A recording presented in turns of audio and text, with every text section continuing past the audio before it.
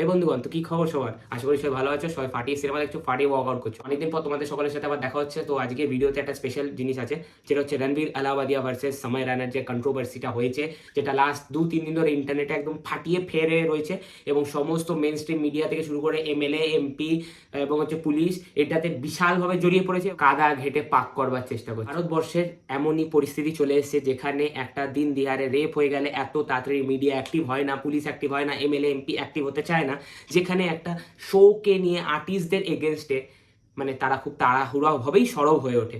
সময় রানার এই কন্ট্রোভার্সিটা কোথা দিয়ে শুরু হয়েছিল? সময় রানার একটা নিজের শো আছে, ইন্ডিয়াস গট ল্যাটিন বলে, তো যেটা হয়তো অনেকই পপুলার এবং প্রচুর লোক কনজিউম করে। আমি হয়তো খুব যে ফন্ড অফ সেটা নয়, আমি 1-2 এপিসোড দেখেছি এবং রিলসে দেখতে থাকি এই জিনিসপত্রগুলো। তো সেই কারণে আমি অ্যাওয়ার যে তার একটা শো আছে এবং সেখানেই লেটেস্ট যে এপিসোড, যেটা মেম্বার্স অনলি ভাবে তারা পাবলিশ করেছিল, 60 টাকা দিয়ে তুমি সেই শোটা দেখতে পারতে।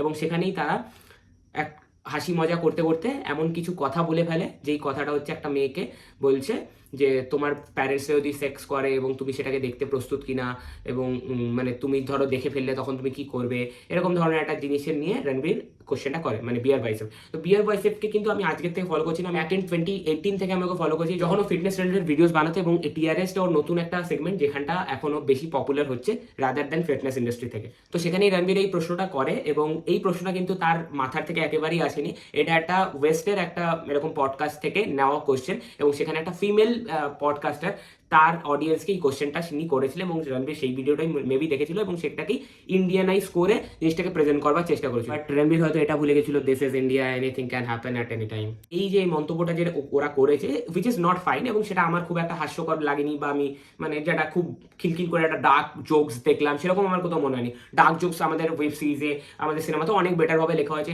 আগে জাকির খান অনেক বেটারভাবে প্রেজেন্ট করতো, অল ইন্ডিয়া বকচুদ বলে একটা চ্যানেল ছিল, তারা খুব বেটারভাবে ডার্ক মিমস বানাতো এবং ডার্ক জোকস ক্র্যাক করতো।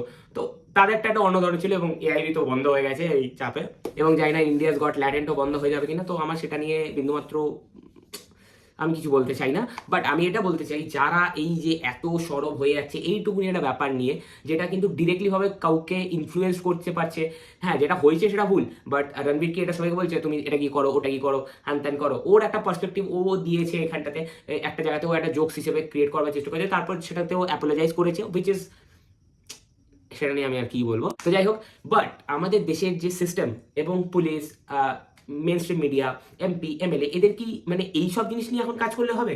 যে কোথায় কোন শোতে কে কি বলছে সেটা নিয়ে আমি প্রোটেস্ট করবো?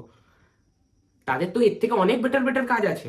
তো সেগুলোতে আমাদের ইন্ডিয়ান গভর্নমেন্টকে বেশি ফোকাস করা উচিত। সোশ্যাল মিডিয়ার যে ভালো দিকটা যেটা আছে সেটা হয়তো সবাই নোটিস করে না, বাট আমি তোমাদেরকে তুলে ধরতে চাই যে আমরা মানে আমাদের ভারতবর্ষে যেখানে যেখানে যা যা জিনিস ঘটে আছে সেটা কিন্তু আমরা প্রত্যেকটা মানুষ ইমিডিয়েটলি জানতে পেরে যাচ্ছি সোশ্যাল মিডিয়ার মাধ্যমে, যেটাকে মেইন স্ট্রিম মিডিয়া অ্যাভয়েড করে চলে, সেই জিনিসপত্র কিন্তু আমরা সেই তথ্যগুলো কিন্তু ইমিডিয়েট বেসিসে পেয়ে যাই।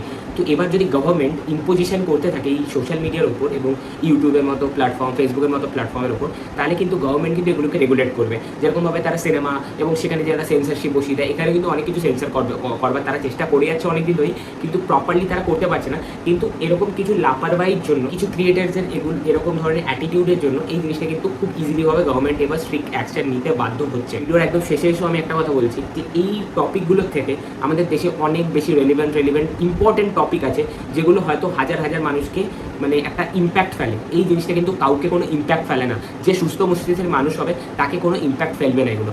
So that's a wrap on this video. এর থেকে বেশি আমি কিছু বললাম না। তোমাদের এই কি মত ডেফিনেটলি কমেন্টে জানাও, এবং ভিডিওটা ভালো লাগে কি করতে হবে, লাইক শেয়ার সাবস্ক্রাইব, রেড বাটনটা প্রেস করে ব্রেক করে দাও। আর সিনেমার আপডেট আসতে থাকবে রেগুলারলি। টাটা।